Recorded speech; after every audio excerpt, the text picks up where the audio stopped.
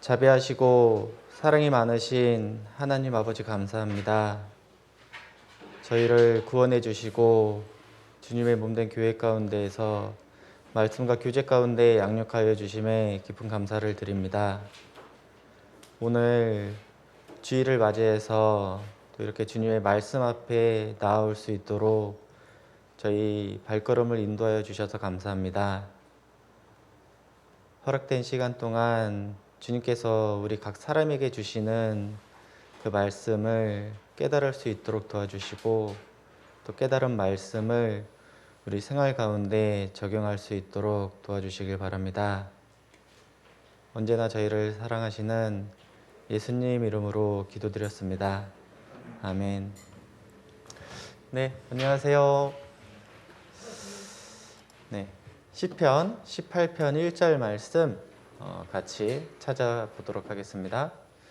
앞에 화면 보시고 성경 찾기 어려우신 분들은 앞에 화면을 참고해 주시면 되겠습니다. 시편 18편 1절입니다. 제가 읽도록 하겠습니다. 나의 힘이 되신 여호와여, 내가 주를 사랑하나이다. 이 시편 18편은 이스라엘의 두 번째 왕이었던 다윗이 기록한 시입니다. 다윗에게는 하나님이 이 세상을 살아가는 힘이 되었고 자신의 힘이 되시는 하나님을 사랑했던 사람입니다. 다윗은 하나님을 사랑했기 때문에 평생 하나님을 온전하게 의지하며 살 수 있었고, 온전하게 의지했다라는 말은 어떤 상황에서도 흔들림 없이 하나님만 믿고 하나님만 바라보면서 하나님의 말씀대로 살았다는 것입니다. 우리가 하는 일이 잘 될 때에도 그 하는 일이 잘 되도록 도와주신 하나님께 감사할 수 있고 하나님을 의지할 수 있습니다. 그리고 혹 내가 하는 일이 좀 잘 안 되고 어려운 상황 속에 주어질지라도 그 나의 길을 인도하시는 하나님을 믿고 하나님께 감사하는 삶을 살 수가 있습니다. 당장은 내가 보기에 좋은 길이 있고 안 좋은 길이 있는 것 같은데 결국은 하나님께서 나의 삶을 인도하시고 나의 발걸음을 인도하신다라는 믿음을 갖는다면 우리는 환경에 영향받지 않고 오직 하나님께 감사하면서 하나님께 기도하고 의지하는 삶을 살 수 있을 것이라고 생각합니다. 중요한 것은 하나님께서 나의 길을 인도하신다라는 그 믿음을 갖는 것이라고 생각을 합니다. 우리도 다윗처럼 하나님을 나의 힘으로 삼고 하나님을 의지하는 가운데 살아가야 되죠. 하나님을 의지하는 가운데 나에게 힘을 주시는 하나님을 알고 사랑할 수 있었으면 좋겠습니다. 이 다윗의 시편 18편 이 고백처럼 이 다윗의 고백이 우리 모든 분들의 고백이 된다면 얼마나 좋겠습니까? 나의 힘이 되신 여호와여, 내가 주를 사랑하나이다 라는 고백이 여기 계신 각 사람의 고백이 되었으면 너무나 좋겠습니다. 다윗은 낮은 위치인 목동에서 가장 높은 위치인 왕으로까지 이렇게 올라갔던 사람입니다. 왕이 되어서도 변함없이 하나님을 의지하고 하나님을 사랑하면서 살았던 사람인데, 오늘은 평생 다윗을 의지하고 하나님을 의지하고 하나님을 사랑했던 이 다윗 왕에 대해서 함께 배워보도록 하겠습니다. 사도행전 13장 22절 말씀입니다. 제가 읽겠습니다. 내가 이새의 아들 다윗을 만나니 내 마음에 합한 사람이라 내 뜻을 다 이루게 하리라 하시더니, 여기서 나오는 이새는 다윗의 아버지예요. 하나님께서 이새의 아들 다윗을 만나니, 그러니까 다윗을 보니 하나님 마음, 내 마음에 합한 사람이라 라고 말씀을 하셨습니다. 여기서 합하다라는 것은 어떠한 자격이나 조건, 뜻이 일치하는 것을 말해요. 그러니까 내 마음에 합한 사람이다 라는 말뜻은 하나님 마음에 합하다, 하나님 마음과 같다 라는 말이에요. 그러니까 결국 하나님의 마음과 다윗의 마음이 같았다라는 겁니다. 하나님께서 중요하게 생각하시는 것을 다윗도 중요하게 생각했고, 하나님께서 싫어하는 것은 다윗도 싫어하고, 하나님께 이런 평가를 받는다라는 것은 가장 큰 최고의 평가가 아닐 수 없을 것 같아요.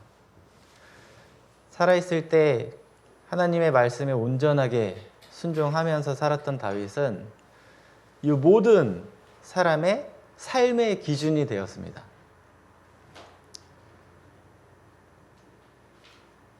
다윗이 죽은 이후에 이스라엘 왕들의 평가, 삶에 대한 평가를 할 때 다윗과 같이 살았느냐 아니면 다윗과 다르게 살았느냐로 이렇게 평가가 돼요. 한번 보시겠습니다. 열왕기상 15장 3절이에요. 아비암이 그 부친에 이미 행한 모든 죄를 행하고 그 마음이 그 조상 다윗의 마음 같지 아니하여. 16장 2절입니다. 아하스가 위에 나아갈 때 나이 20세라 예루살렘에서 16년을 치리하였으나 그 조상 다윗과 같지 아니하여. 다윗과 같지 아니하여라고 이렇게 말씀을 하셨죠. 다윗처럼 하나님 말씀에 순종하지 않고 악하게 살았다라는 거예요. 하나님 말씀대로 사는 것이 선이고 하나님 말씀대로 살지 못하는 것이 악입니다.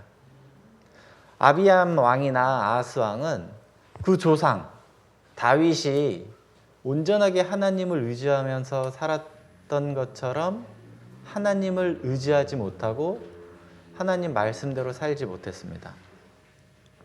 그러니까 악한 왕으로 평가받는 거예요. 반면 다윗과 같이 하나님 보시기에 하나님 말씀대로 살았던 사람도 있습니다. 열왕기상 15장 11절입니다. 아사가 그 조상 다윗같이 여호와 보시기에 정직하게 행하여. 열왕기하 18장 3절. 히스기야가 그 조상 다윗의 행위와 같이 여호와 보시기에 정직히 행하여. 앞에 두 왕과는 다르게 아사 왕과 히스기야 왕은 다윗과 같이 하나님 보시기에 말씀대로 살았던 사람이에요. 이처럼 다윗은 다윗 이후에 모든 이스라엘 왕들의 평가 기준이 되었던 사람입니다. 다윗과 같이 살았던 사람은 선한 왕으로 평가를 받았고, 다윗과 다르게 살았던 사람은 악한 왕으로 평가를 받았어요. 그만큼 다윗은 하나님 앞에 순종하면서 또 하나님을 의지하고 하나님을 가장 사랑하면서 살았던 사람입니다. 자, 친구들 중에 우리 많은 친구들이 있는데 친구들 중에 유독 나와 이렇게 잘 통하는 사람이 있죠. 뭐 좋아하는 관심사도 같고 뭐 좋아하는 음식도 같고 뭐 그 외 많은 부분들이 나와 이렇게 잘 맞는 그런 친구가 있을 겁니다. 뭐 그 친구가 있으면 딱히 막 무언가를 해야지 아니면 무슨 대화를 해야지 이렇게 생각하지 않아도 그냥 있는 것만으로 이렇게 편하고 기분 좋은 그런 친구가 있을 거예요. 그 친구는 같이 있다라는 것 자체로 나에게 의지가 되고 나의 기쁨이 됩니다. 하나님 보시기에 다윗은 하나님 마음에 기쁨을 주는 사람이었어요. 나의 마음이 하나님의 마음과 같다면 나도 다윗처럼 하나님께 기쁨이 되는 그런 삶을 살 수 있을 겁니다. 내가 하나님을 기쁘시게 하면 하나님께서 나를 통해서 많은 일들을 이루실 거예요. 하나님께서 하시고자 하는 많은 일들을 나를 통해서 이루실 겁니다. 내 뜻을 다 이루게 하리라 라고 말씀하신 그 하나님께서 다윗에게 그러했던 것처럼 나에게도 많은 것들을 이루실 거예요. 나를 통해서 많은 사람들이 구원을 받도록 하실 겁니다. 그리고 나를 통해서 내 주변의 많은 형제 자매님들이 위로받고 힘을 얻을 수 있을 거예요. 그럼 다윗은 어떻게 이렇게 하나님 앞에 칭찬받는 내 마음에 합한 사람이었다라는 최고의 칭찬을 받을 수 있었는지 한번 알아보도록 하겠습니다. 다윗은 왕이 되기 전에 아버지의 양들을 지키는 목동이었습니다. 목동은 양을 이렇게 풀 있는 곳으로 데려가는 일을 먼저 해야 돼요. 양들은 눈이 안 좋거든요. 그래서 바로 앞에 있는 것만 바라보고 이 먹이 있는 곳을 스스로 찾아다니지 못해요. 네. 또 양들은 다른 동물과 다르게 자신을 지킬 수 있는 게 하나도 없습니다. 보통 약한 동물이라도 맹수들로부터 자신을 지킬 수 있는 그런 장점이 하나씩 있거든요. 그러니까 원숭이는 뭐 맹수가 왔을 때 재빠르게 나무 위로 이렇게 올라가는 재주가 있죠. 그리고 토끼는 적이 가까이 오기 전에 멀리서부터 소리를 듣고 미리 도망칠 수 있는 재주가 있잖아요. 근데 양은 이런 재주가 하나도 없어요. 뭐 나무를 올라탈 수 있는 것도 아니고 아니면 귀가 좋아서 소리를 잘 듣는 것도 아니에요. 그리고 앞에 얘기했던 것처럼 시력이 좋지가 않아서 바로 앞에 있는 것밖에 보지 못합니다. 그러니까 맹수가 오면 양은 맹수로부터 자기 자신을 지킬 수 있는 것들이 하나도 없는 거예요. 그냥 죽는 거죠. 그래서 양 무리 안에 늑대 한 마리가 많은 양들을 한꺼번에 죽이는 일도 많이 발생합니다. 그래서 목동은 뭐 사자나 그런 늑대, 뭐 이렇게 양을 죽이려고 하는 맹수들로부터 또 양을 지키는 역할도 같이 해야 되는 거예요. 그러니까 다윗은 왕이 되기 전에 이런 목동 일부터 했었어요. 처음부터 왕으로 이렇게 멋있게 있고 많은 사람들에게 지시를 하고 나라의 일을 하고 이런 중요한 일부터 했던 게 아닙니다. 사람들이 귀하게 생각하지 않는 아주 천하게 생각하는 목동일, 양을 지키는 일부터 했어요. 하지만 다윗은 목동일을 보고 귀찮게 생각하거나 내가 왜 이렇게 시시한 일을 하고 있지? 라고 불평하지 않았어요. 다윗은 자기에게 주어진 일을 묵묵하게 순종하는 가운데 기쁨으로 그 일을 행했습니다. 우리도 내게 주어진 작은 일부터 성실하게 하는 것이 필요합니다. 우리가 회사에 처음 이렇게 입사하면 신입사원이잖아요. 아무것도 모르잖아요.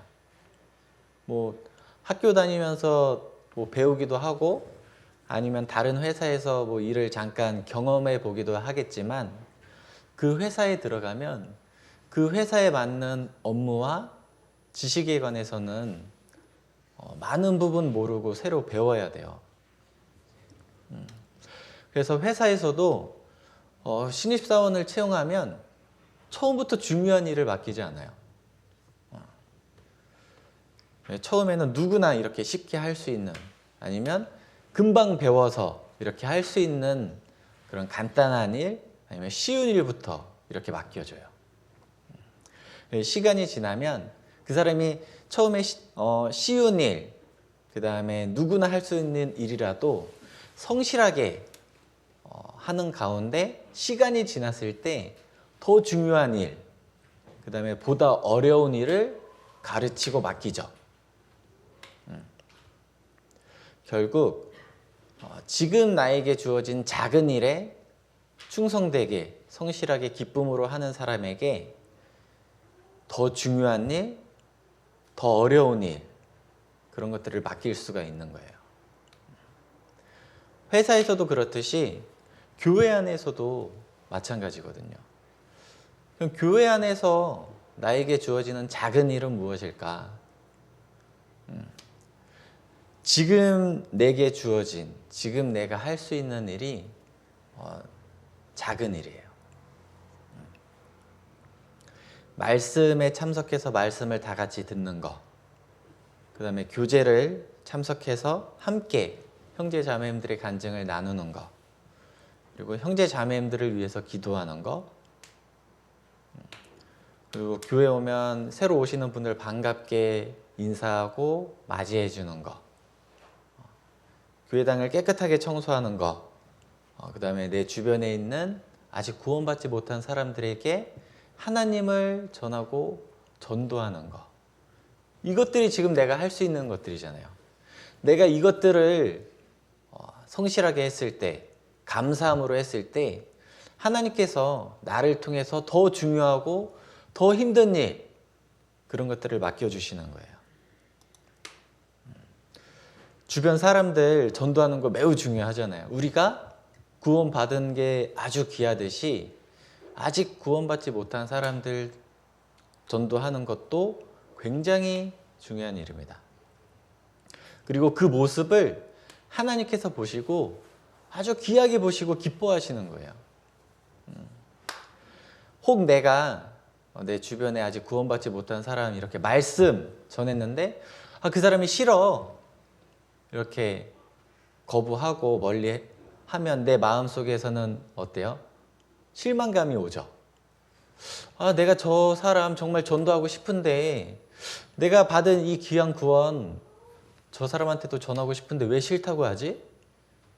기도 가운데 이렇게 전했는데 싫다고 거절을 받으면 우리는 마음속에서 실망이 되고 낙심이 돼요.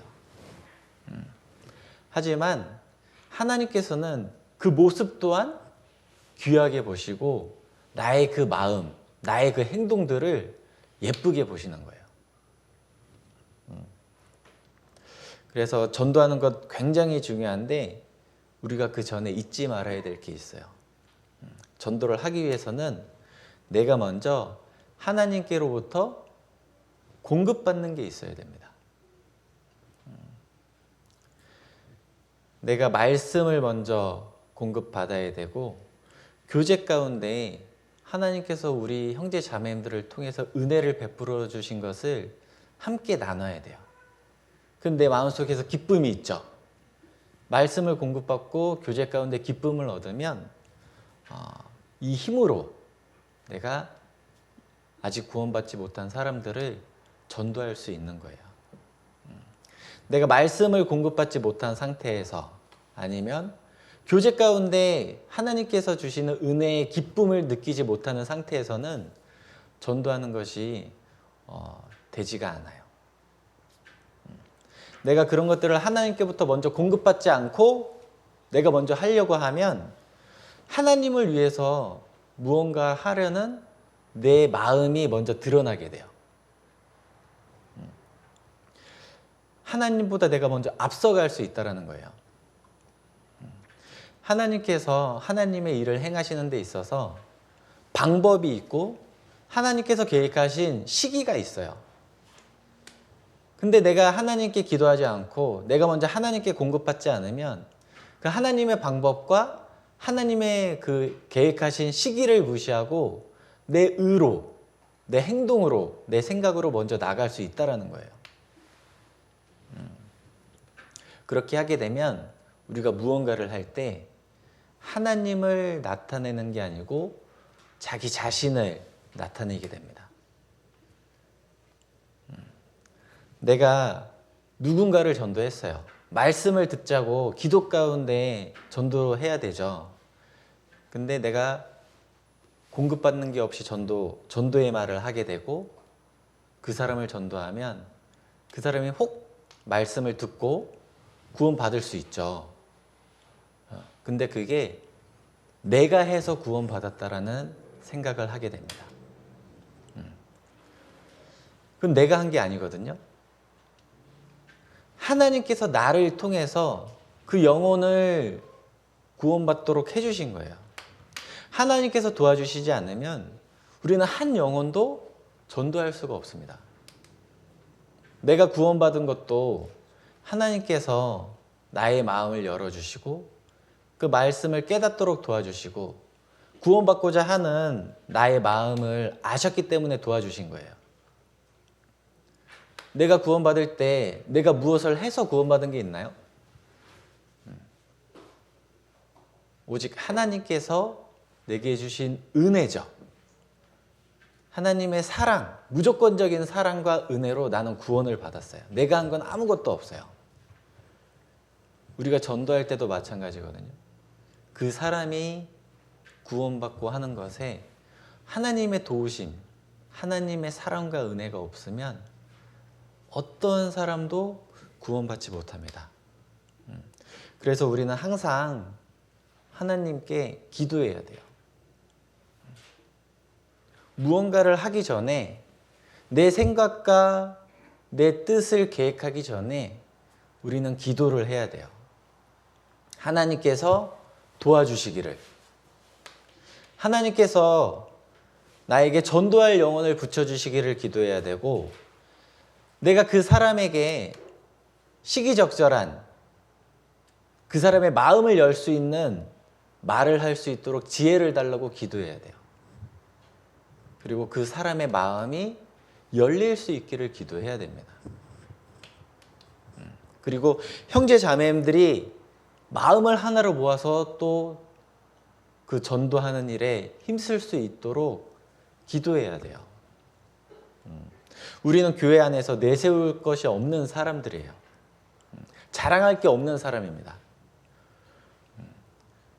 기도가 빠지면 하나님의 은혜를 잊고 사랑을 잊고 내가 무언가 된 것처럼, 내가 무언가를 한 것처럼 교만한 마음이 올라올 수가 있어요.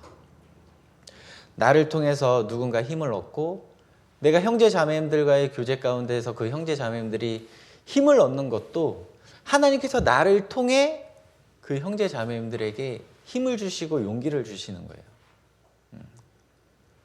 우리가 이 사실을 잊으면 안 돼요. 내게 주어진 작은 일에 충성된 것처럼 나는 단지 하나님께서 나를 통해 일을 하실 수 있도록 겸손한 마음으로 기도하는 것이 필요합니다. 사무엘상 17장 4절입니다. 제가 읽도록 하겠습니다. 블레셋 사람의 진에서 싸움을 도두는 자가 왔는데 그 이름은 골리앗이요. 네. 이후에 이스라엘과 블레셋이라는 나라 간의 전쟁이 있었어요. 근데 여기 보면 블레셋 사람들의 그 진, 그 군대에서 싸움을 이렇게 도두는 사람이 왔는데 그 이름이 골리앗이라고 나와 있습니다. 그 장수의 이름이 골리앗이에요. 골리앗은 키가 한 3m 정도 됐다고 합니다. 네. 우리가 보통 우리 성인 남성 2배 정도 되는 키를 갖고 있었던 거예요. 엄청 큰 사람이죠. 그리고 이 사람은 칼이나 창이 이렇게 자기 몸을 뚫지 못하게 온몸을 갑옷으로 두르고 투구를 썼어요. 완벽하게 자기 몸을 보호하는 갑옷을 입었던 사람이죠. 그리고 어려서부터 전쟁을 위해서 훈련받은 사람이었습니다. 이런 골리앗이 이스라엘과 전쟁을 할 때 매일마다 아침 저녁으로 나와서 싸움을 도두는 거예요. 40일 동안, 한 달이 넘는 기간 동안 아침과 저녁마다 나와서 이스라엘 사람들을 향해서 소리칩니다. 누구든지 나와 싸울 수 있는 사람은 나와서 싸우자. 만약에 내가 이기면 이스라엘은 우리 블레셋의 종이 되고, 만약 너네 중에 누구든지 나를 이기면 우리 블레셋 사람들이 이스라엘의 종이 되겠다. 이것은 이스라엘과 블레셋이 전면적으로 이제 전쟁을 치르기 전에 이스라엘 사람들의 싸우고자 하는 의지를 꺾어버리기 위해서 이렇게 외치는 거예요.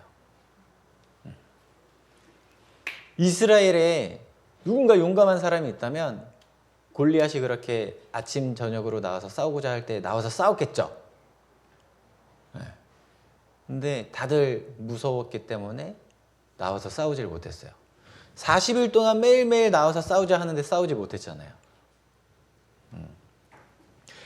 모든 이스라엘 사람들은 골리앗의 겉모습을 보고 겁에 질렸고 누구도 선뜻 싸우러 나서지 못했습니다. 그런 와중에 어느 날 다윗이 아버지의 말씀을 들었어요.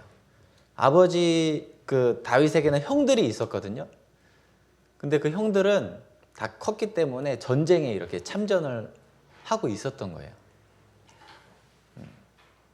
그러니까 다윗만 남아있고 형들은 다 전쟁에 가니까 아버지가 아들 걱정이 되잖아요. 그래서 다윗에게 형들에게 가서 형들 잘 있는지 뭐 필요한 건 없는지 좀 보고 와라 라고 말씀을 하신 거예요. 그래서 다윗은 아버지 이세의 그 말씀에 따라서 형들이 잘 있는지 이렇게 보러 갔어요. 형들에게 이제 안부 인사하고 어떻게 잘 지내시는지 힘든 건 없는지 이렇게 얘기하고 있는데 그날도 어김없이 골리앗이 또 이스라엘을 향해서 소리치는 게 들렸어요. 누구든지 용기 있으면 나와 싸우자. 너네 하나님 믿는다고 하지 않았냐? 나와 싸우자. 그 소리가 다윗에게도 들렸습니다. 다윗은 화가 났어요. 아니 저 하나님을 모르고 사는 이방인들, 이스라엘을 뺀 나머지 사람들을 다 이방인이라고 하잖아요.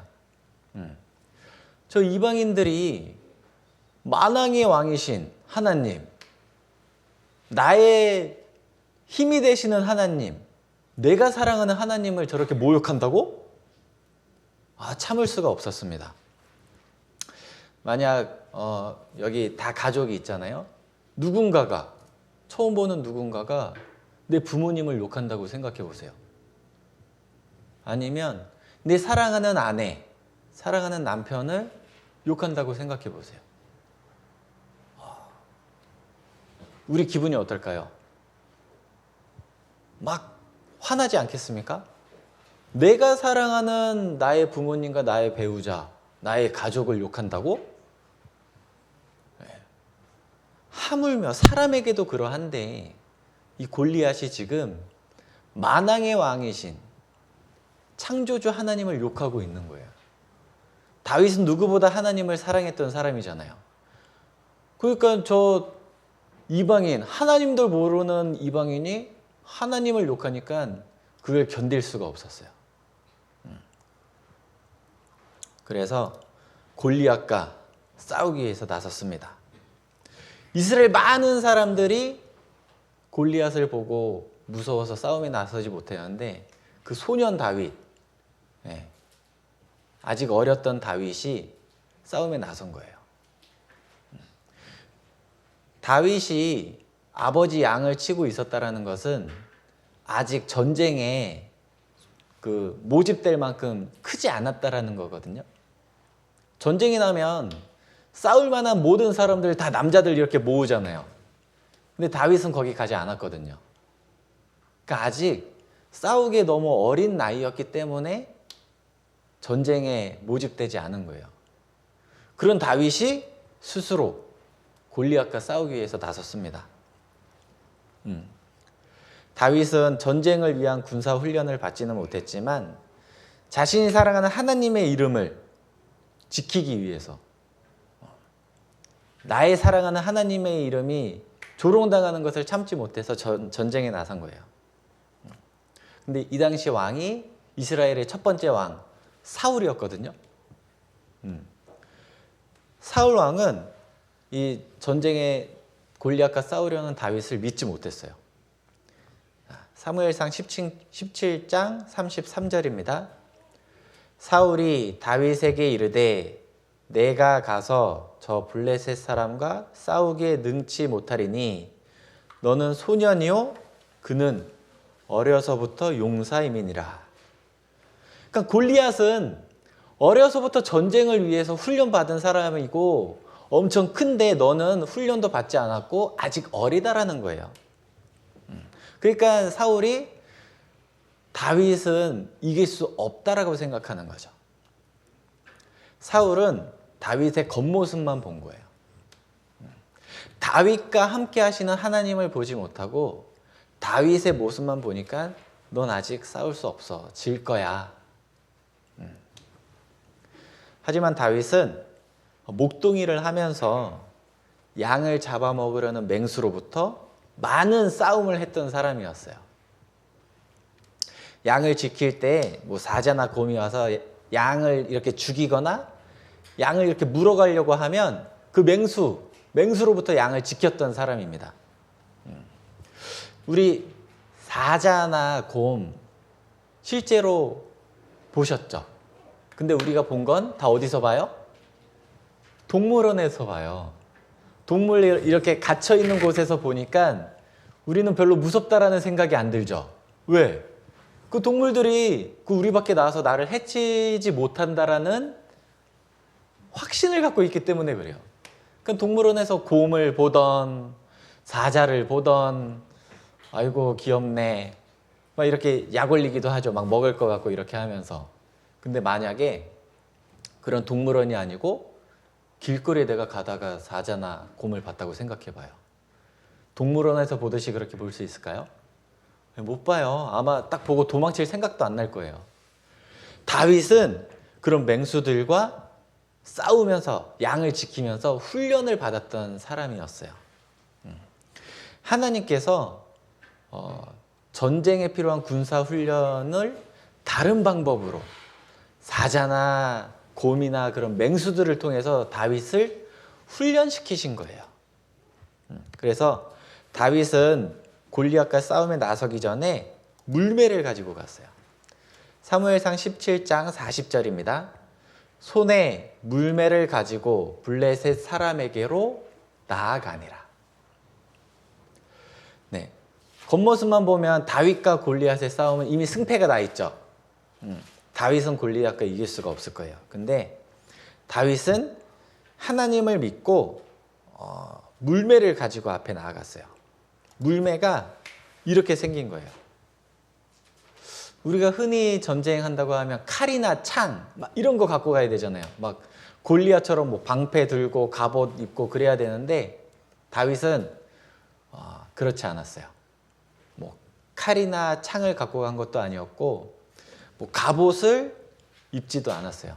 사울은 이렇게 처음에 다윗이 싸운다고 하니까 자기가 입고 있던 갑옷과 투구 이런 것들을 다윗에게 한번 이거라도 입고 한번 싸워봐라 하고 입혀봤어요.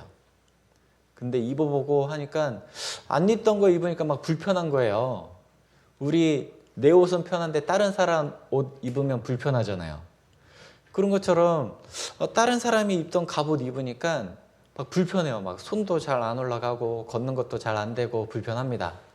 그래서 그런 갑옷들 다 안 하고 평소 입던 옷으로 그리고 평소 자기가 이제 가지고 있던 물매가 이렇게 생긴 거거든요. 여기에 보면 돌 있죠. 돌을 이렇게 껴요. 그리고 이렇게 돌립니다.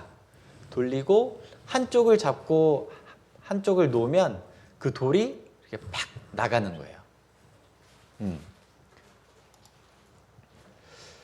자, 그리고 또 하나 가지고 갔었던 게 있어요. 사무엘상 17장 45절입니다. 내가 모욕하는 이스라엘 군대에 하나님의 이름으로 내게 가노라. 다윗은 골리앗을 보고 두려워하지 않았고 자기를 내세우지 않았고 다윗이 의지하고 나갔던 것은 오직 하나님의 이름을 의지하고 나갔어요. 이스라엘 군대에 하나님의 이름으로 내게 가노라. 내 용맹으로 골리앗과 싸워 이기겠다는 것도 아니었고 하나님께서 나와 함께 하심을 믿고 그 이름을 의지하고 나갔습니다. 하나님을 믿고 나간 결과는 다윗이 이겼죠. 온몸을 갑옷으로 둘러싼 골리앗의 이마에 그 물맷돌이 이마에 박혔어요. 싸움을 지켜본 모든 사람들이 놀랬죠. 블레셋 사람들은 당연히 우리 장수 골리앗이 이길 줄 알았는데 졌네? 골리앗이 누굽니까? 블레셋 사람 중에서도 가장 강한 사람이었고 어려서부터 훈련받은 사람이잖아요. 근데 이스라엘의 저 아주 작은 소년, 뭐 군사훈련도 그렇게 받지 않은 것 같은 소년한테 졌어요. 당연히 이길 줄 알았는데 졌기 때문에 놀랬습니다. 반대로 이스라엘 사람들은 당연히 질 줄 알았는데 이겼네? 와, 우리는 무서워서 골리앗과 싸울 생각도 못 했는데 저 어린 소년이 나가서 이겼어. 놀랬습니다. 다윗이 이길 수 있었던 이유는 하나님을 믿고 의지했기 때문에 이길 수가 있었던 거예요. 물매를 던진 것은 다윗이죠. 평소에 맹수로부터 양을 지키기 위해서 싸우면서 훈련받은 다윗이지만 물매를 던진 건 다윗인데 그 물맷돌이 골리앗 이마에 박히도록 조종한 건 하나님이셔요. 다윗은 하나님을 의지했던 사람이고 하나님을 의지하고 나아가는 사람을 하나님은 결코 내버려 두지 않으십니다. 하나님의 사랑을 받고 하나님께서 도와주시고 하나님께서 함께 하시는 사람은 무조건 승리하는 거죠. 우리는 누구를 의지하면서 살아갑니까? 내 능력을 의지하면서 살아가나요? 내 생각이 완벽하다고 생각하나요? 내가 무언가를 할 때, 내가 누군가를 전도할 때 나의 계획 속에서 하면 내 계획이 완벽하기 때문에 될 거라고 생각하나요? 우리가 계획하는 건 필요해요. 기도하는 것도 필요합니다. 기도하는 건 무엇보다 중요해요. 근데 하나님께서 도와주시지 않으면 그 어떤 것도 우리는 할 수 없다는 걸 알아야 돼요. 잠언 29장 25절입니다. 제가 읽도록 하겠습니다. 여호와를 의지하는 자는 안전하리라. 우리가 무슨 일인가를 할 때 사람이나 환경을 바라보면 안 돼요. 내가 이 사람 조금 무서운데 내가 이렇게 얘기하면 말씀 한번 들어보자고 하면 화내지 않을까? 이 사람 내 직장 상사인데 내가 교회 한번 가자고 하면 회사 생활 나한테 불이익 주어지는 거 아니야? 회사 사람들한테 얘기하면 나 따돌리는 거 아니야? 막 그런 사람을 두려워하거나 환경을 두려워하면 안 돼요. 아니면 사람을 의지하는 것도 하나님께서는 기뻐하지 않으십니다. 내가 요 사람한테 부탁하면 날 좀 잘 도와주겠지? 네. 이 사람이 좀 높은 위치에 있고 또 영향력도 있으니까 나 도와줄 수 있겠다. 네. 사람을 의지하는 모습은 하나님께서 기뻐하지 않으셔요. 사람은 의지할 대상도 아니고 두려워할 대상도 아니거든요. 사람을 의지하는 건 결국 망하게 되는 거예요. 우리가 사람을 의지하면 하나님도 의지한다고 하면서 사람과 하나님을 같이 의지하는 거예요. 그게 우상숭배죠. 하나님 말고 다른 무언가를 내 마음속에 의지하고 바라보는 건 그게 우상숭배예요. 하나님께서 가장 싫어하시는 겁니다. 하나님만 바라보고 하나님만 의지해야 되는데 사람도 바라보고 사람도 의지하면 그게 하나님께서 우상숭배하는 거하고 똑같이 보는 거예요. 우리를 구원하신, 나를 구원하신 하나님을 의지하면 그게 100% 안전하고 가장 확실한 길이에요. 시작과 과정이 안 좋은 것처럼 보일 수 있어요. 말씀대로 살았는데 왜 이렇게 일이 잘 안 되지? 난 말씀대로 이렇게 했는데 왜 사람들이 다 날 미워하지? 시작이나 과정이 안 좋아 보이는 것처럼 보일 수도 있습니다. 근데 결국은 그게 가장 칭찬받는 길이고 가장 안전한 길이라는 것을 우리는 잊지 말아야 돼요. 그게 믿음이에요. 어떠한 상황 속에서도 하나님께서 나를 가장 선한 길로 인도하신다는 것이 믿음입니다.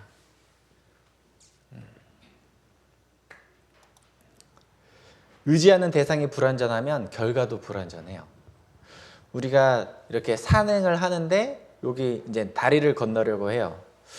근데 이 다리가 좀 튼튼해 보이나요? 되게 불완전해 보이죠. 근데 내 생각에 안전할 거야. 안전하겠지. 안전할 거야. 막 이런 생각을 갖고 건너면 안전하게 가나요? 네, 내 생각은 중요한 게 아니거든요. 이 내가 바라보는 대상, 다리가 안전하냐, 안전하지 않냐가 중요한 거죠. 반면 이 다리 말고 되게 튼튼해 보이는 다리가 있어요. 튼튼해요. 근데 내가 고소공포증이 있어요. 아, 난 못 건너겠어요. 아니면 내가 물에 대한 공포증이 있어요.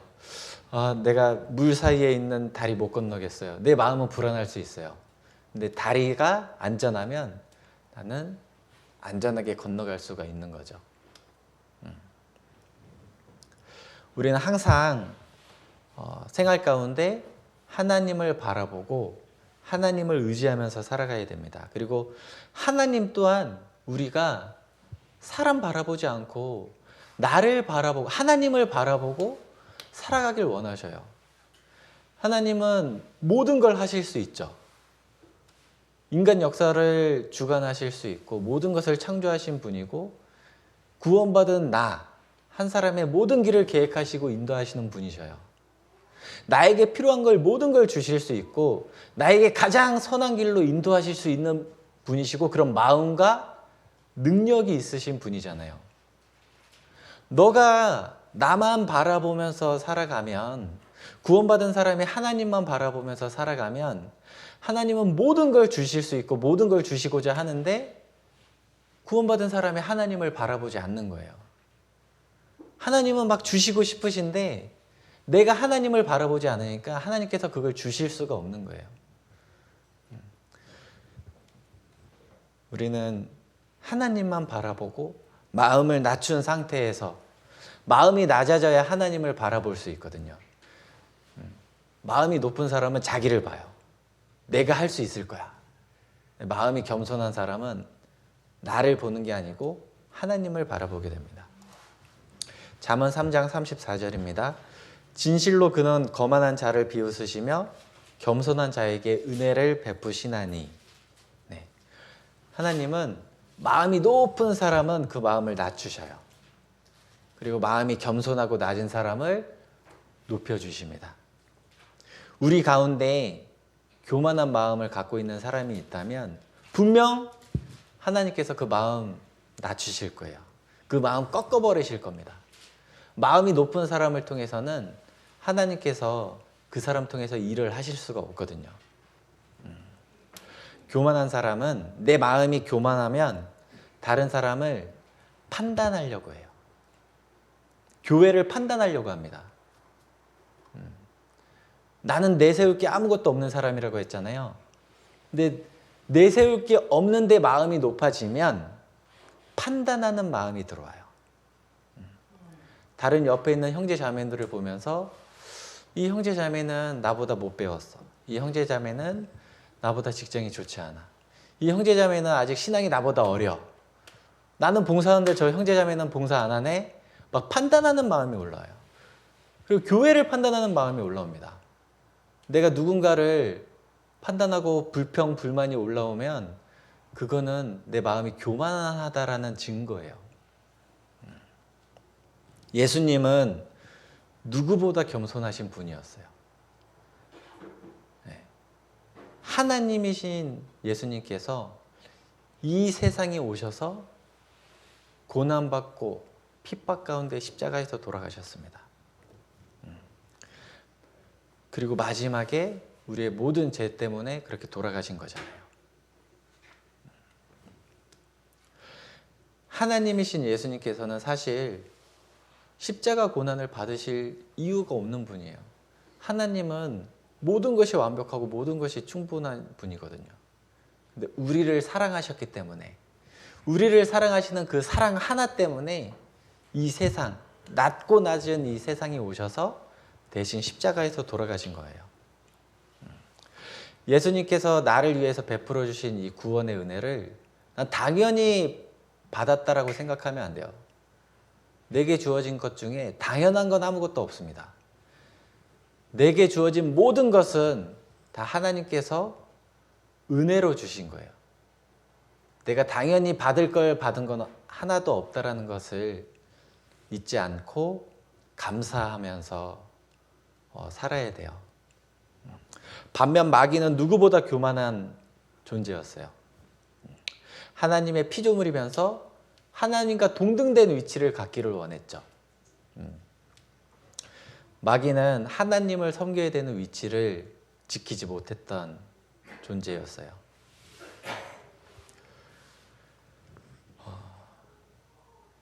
마귀는 자기에게 주어지지 않은 것을 넘보는 교만한 마음이 있었고 그 교만함 때문에 타락하게 되었죠. 내가 혹시 형제 자매를 판단하고 있지 않은지, 교회를 판단하고 있지 않은지, 내가 다른 형제 자매보다 더 낫다라고 생각하고 있지 않은지 우리는 자기 자신을 돌아보고 혹 그런 마음이 조금이라도 있다면 나의 마음속에 지금 교만한 마음이 있구나. 내가 다시 말씀 가운데 나를 구원해 주신 하나님의 은혜 가운데 나의 마음을 낮추고 겸손하게 있는 것이 필요합니다. 우리가 이 세상은 죄악 충만한 세상이잖아요. 이 세상 가운데에서 내가 살아가기 위해서는 하나님을 의지해야만 안전하게 살아갈 수 있거든요. 하나님을 의지하면서 살아간다는 것은 말씀이신 하나님을 가까이 하는 거잖아요. 말씀을 가까이 하는 사람이 하나님을 가까이 하는 거고, 하나님을 가까이 하는 사람이 이 세상, 어두운 세상에서 안전하게 살아갈 수 있는 거예요. 태초에 말씀이 계시니라 이 말씀이 하나님과 함께 계셨으니 이 말씀은 곧 하나님이시니라. 하나님과 가까이 지내고 싶죠. 하나님께서 나와 함께 하시길 원하시죠. 그런 사람은 무엇이든지 할 수 있는 사람입니다. 하나님께서 나를 도와주시는 사람은 어떤 것도 해낼 수 있거든요. 하나님을 가까이 하고 싶은 사람은 말씀을 가까이 하면 돼요. 교제를 가까이 하면 돼요. 이 말씀은 곧 하나님이라고 하셨죠. 그리고 두세 사람이 모인 곳에 내가 그들 중에 있다고 하셨습니다. 말씀과 교제를 가까이 하는 사람이 하나님을 가까이 하는 사람이고 하나님께서 그 사람을 도와주셔요. 그래서 우리는 항상 겸손하게 살아야 돼요. 이 세상에 사는 동안 그리스도인들은 싸워야 할 대상 세 가지가 있어요. 싸워야 할 대상 세 가지가 있습니다. 먼저 마귀와의 싸움이 있습니다. 마귀는 하나님과 동등한 위치에 있으려고 교만한 마음을 가지다가 타락했잖아요. 교만함의 그 마음을 갖고 있기 때문에 그리스도인들을 또한 교만하게 만들려고 해요. 막 마음을 계속 충동질합니다. 아담과 하와가 있을 때 하와를 아담과 같은 위치로 올려놓으면서 하와가 타락하게 했죠. 아담을 통해서 또 아담도 하와를 통해서 타락하게 했습니다. 마귀는 우리 마음속에 계속 교만한 마음을 찔러줘요. 너가 저 형제보다 낫잖아. 왜 저 사람 저렇게밖에 못해? 너가 좀 이렇게 더 잘났으니까 좀 알려줘. 막 이런 교만한 마음. 네. 그리고 세상과의 싸움이 있어요. 이 세상은 나의 마음속에 만족을 주지 않아요. 계속 부족하다라는 생각을 갖게 하죠. 내가 가진 게 충분함에도, 지금 내게 주신 하나님의 은혜가 충분함에도 하나님을 바라보지 못하고 세상 것들을 더 바라보게 해요. 세상에 있는 물건, 세상에 있는 물질, 다른 사람이 더 갖고 있는 거, 그걸 계속 바라보게 하고 내 마음속에 계속 뭔가 부족하잖아, 더 가져야지, 막 이런 마음들을 넣어줘요. 그래서 우리는 마귀와의 싸움뿐 아니라 세상과의 싸움도 해야 돼요. 그리고 자기 자신과의 싸움이 있습니다. 우리는 구원받았죠. 구원받고 하나님의 자녀가 되었습니다. 하나님께서 의롭게 봐주셔요. 근데 그렇다고 내 속의 죄성이 없어진 건 아니에요. 하나님께서 우리를 보실 때 예수님의 피를 통해서 나를 보시기 때문에 나를 의롭다라고는 봐주시는데 나는 여전히 죄성이 있고 나는 여전히 다른 사람을 시기 질투하고 미워하는 마음을 갖고 있어요. 그래서 구원받은 이후에 말씀과 교제를 하는 가운데 내 마음과 생활과 행동들이 점점 하나님의 자녀답게 변화되는 거죠. 그것이 바로 구원받은 이후에, 영혼의 구원을 받은 이후에 우리가 생활 구원을 이루는 거잖아요. 그래서 우리도 자기 자신, 육신과의 싸움을 계속 해야 돼요. 이 마귀와의 싸움, 세상과의 싸움, 자기 자신과의 싸움은 우리가 이 세상에 살아있는 동안 계속 해야 되는 싸움이에요. 자, 그렇게 해서 다윗이 하나님 앞에 정말 합당한 마음으로 살아갔는데, 그러다 보니까 많은 사람들이 다윗을 막 칭찬하잖아요. 자, 사무엘상 18장 9절입니다. 그날 후로 사울이 다윗을 주목하였더라. 사람들이 막 다윗을 칭찬하니까 사울이 다윗을 주목해서 본 거예요. 근데 이 주목해서 봤다라는 게 좋은 의도로 주목해서 본 게 아닙니다. 시기 질투하는 마음으로 돌아본 거예요. 내가 왕인데 사람들이 다윗을 칭찬하네? 다윗을 더 높이는 거 아니야? 다윗이 나중에 왕 되는 거 아니야? 그래서 이렇게 주목해서 본 거예요. 그러자 어떻게 하면 이제 다윗을 죽일 수 있을지 그런 마음으로 다윗을 바라본 겁니다. 그래서 다윗을 죽이고 싶은데 이스라엘 사람들이 다윗을 너무나 좋아하잖아요. 너무나 칭찬하니까 대놓고 죽이지는 못하고 그래, 저 블레셋 사람들을 통해서 다윗을 죽여야겠다. 그래가지고 블레셋 사람 100명 죽여오면 자기의 딸하고 결혼시켜 주겠다라는 말을 해요. 사무엘상 18장 25절입니다. 왕이 아무 패백도 원치 아니하고 다만 왕의 원수의 보복으로 블레셋 사람 양피 100을 원하신다 하였으니 이는 사울의 생각에 다윗을 블레셋 사람의 손에 죽게 하리라 함이라. 다윗을 블레셋 사람의 손에 죽게 하리라. 블레셋은 이스라엘의 원수잖아요. 그리고 막 골리앗이 나와서 막 이스라엘 막 충동질하고 죽이려고 하고 그랬던 원수인데 사울이 이 블레셋 사람들을 통해서 다윗을 죽이려는 마음을 가진 겁니다. 블레셋 사람 100명을 죽여오면 다윗을 자기 사위로 삼겠다라는 말을 했는데 이게 진짜 다윗을 사위로 삼고 싶어서 이 말을 한 게 아니에요. 100명 죽이러 갔을 때 다윗이 죽겠지? 라는 기대를 갖고 갔던 거였습니다. 다윗은 모든 사람이 골리앗 앞에서 무서워할 때 용감하게 나가서 싸웠고 골리앗을 죽임으로써 이스라엘을 승리로 이끌었던 사람인데 그런 골리앗을 칭찬하고 더 높은 명예와 지위를 주지는 못할 망정 블레셋 사람 손으로 죽이려고 했어요. 우리 가운데 이런 사울과 같은 마음이 있으면 안 돼요. 이 사울과 같은 마음이라는 게 형제자매를 질투하는 마음이에요. 누군가 전도를 굉장히 잘해요. 누군가 말씀을 굉장히 잘 알아요. 그래서 주변의 형제자매들이 그 형제님들 막 칭찬을 해요. 와, 형제님 어떻게 그렇게 전도를 잘하세요? 형제님 어떻게 그렇게 말씀을 잘 아셔요? 자매님 너무 표정이 밝고 자매님만 같이 있으면 저도 마음이 덩달아 기뻐져요. 막 이렇게 칭찬을 하면 나는 어떻게 해야 됩니까? 나도 그 형제님, 자매님을 위해서 더 귀하게 하나님께 쓰임받도록 기도해야 되잖아요. 근데 마음속에서 질투하는 마음이 올라올 수도 있다라는 거예요. 이 사울과 같은 마음으로. 나는 전도 못하는데 저 형제자매 잘한다고 칭찬받네?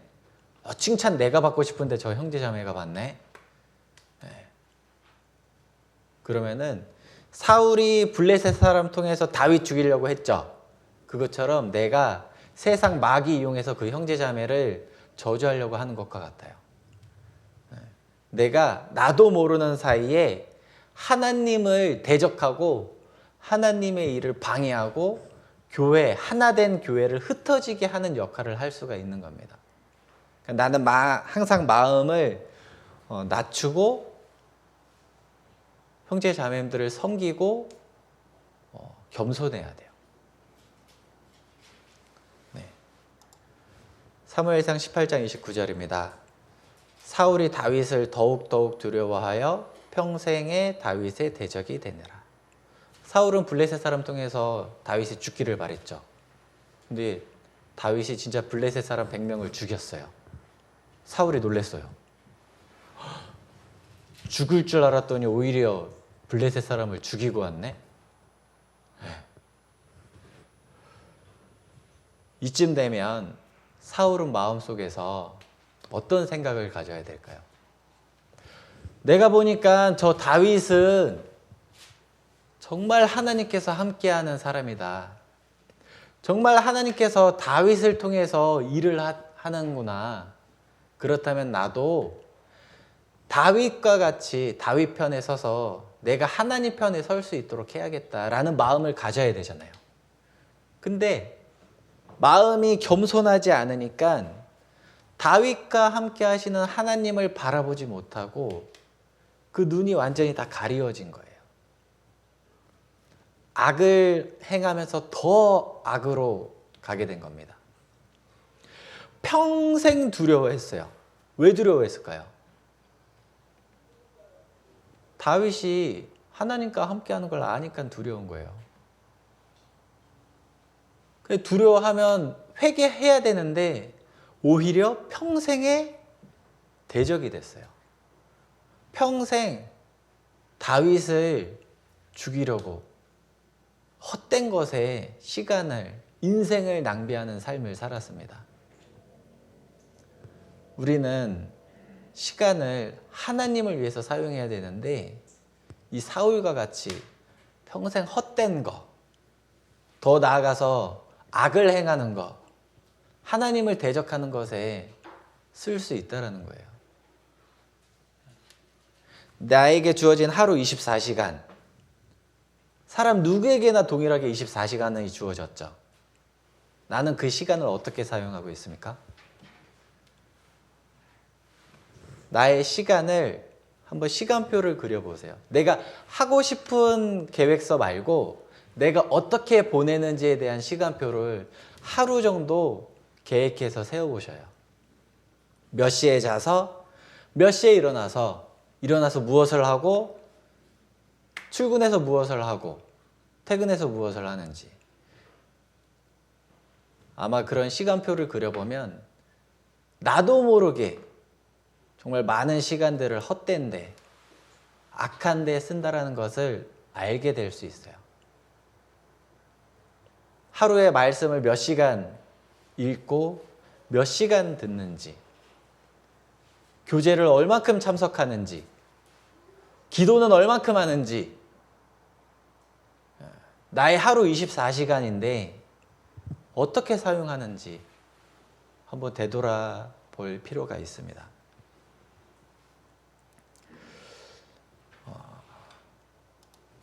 결국 다윗은 이스라엘의 왕이 되었습니다. 사무엘하 5장 5절입니다. 헤브론에서 7년 6개월 동안 유다를 다스렸고 예루살렘에서 33년 동안 온 이스라엘과 유다를 다스렸더라.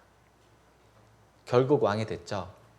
사울이 그렇게 다윗을 대적했지만 하나님께서 계획하시고 행하시는 일은 사람이 막을 수 없어요. 사무엘하 5장 10절입니다.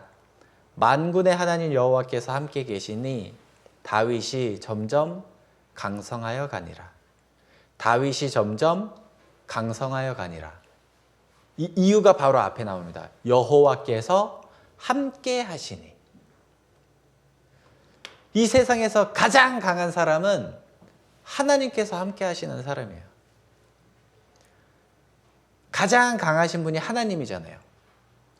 그 가장 강하신 하나님께서 함께하는 사람은 가장 강한 사람이 됩니다. 우리도 다윗처럼 하나님께서 함께하시는 삶을 살고 싶죠. 하나님께서 나와 함께하시길 원한다면 이 다윗처럼 나의 힘이 되신 여호와여 내가 주를 사랑하나이다. 주님을 의지하고 주님을 사랑하고 그런 삶을 살아야 하나님께서 나와 함께 하시는 거예요. 내가 말씀을 가까이 해야 하나님께서 나와 가까이 하는 겁니다. 하나님을 사랑하는 사람은 어떻게 하면 하나님을 더 기쁘시게 할까? 우리가 사랑하는 사람을 위해서 어떻게 하면 이 사람을 더 기쁘게 할까? 어떻게 하면 이 사람을 위해서 내가 무언가 할 수 있는 게 없을까라는 생각을 하잖아요. 하나님을 사랑하는 사람도 마찬가지예요. 내가 어떻게 하면 하나님을 더 기쁘시게 하지? 어떻게 하면 하나님께서 원하시는 일을 할 수 있을까 생각할 겁니다. 그리고 그 사람은 결국은 말씀대로 사는 것이 하나님께서 기뻐하시고 하나님께서 원하시는 거라는 것을 알게 될 거예요. 그리고 말씀을 가까이 할 겁니다. 하나님의 뜻에 순종하면서 살아갈 때 하나님께서 나와 함께 하시고 나를 통해서 하나님께서 하시고자 하는 많은 일들을 행하셔요. 우리는 다윗과 같은 삶을 살 것인지 사울과 같은 삶을 살 것인지 선택을 해야 돼요. 마음속에선 다 다윗을 위해서 살고 싶죠. 누구도 사울처럼 살고 싶진 않아요. 근데 실질적인 나의 행동이 어떠느냐라는 겁니다. 다윗과 같은 삶을 살고 싶은 행동을 하는지, 마음은 다윗과 같은 삶을 살고 싶다고 하지만 실제 행동은 사울과 같은 삶을 살고 있지는 않은지 우리는 선택을 하는 거예요. 결국 우리가 선택하는 겁니다. 그래서 여기 계신 모든 분들이 다 다윗과 같은 삶을 살고 다윗과 같은 평가, 내 마음에 합한 사람이라 라는 평가를 받을 수 있었으면 좋겠습니다. 네, 그럼 기도하고 마치도록 하겠습니다. 사랑이 많으신 하나님 아버지 감사합니다. 너무나도 부족한 저희에게 주님의 은혜를 부어주시고 구원받은 이후에 주님의 자녀답게 살 수 있도록 말씀과 교제 가운데 양육하여 주심에 감사를 드립니다. 우리가 사울이나 마귀와 같은 교만한 마음을 갖지 않고 항상 겸손한 가운데 다윗과 같은 삶을 살 수 있도록 도와주시길 바랍니다. 주님을 나의 힘으로 삼고 주님을 사랑하고 주님의 말씀을 사랑할 수 있도록 도와주시길 바랍니다. 이 세상에서 주님 오시기 전까지 저희에게 주어진 시간들을 주님 기뻐하시는 시간으로 보낼 수 있도록 도와주시길 바랍니다.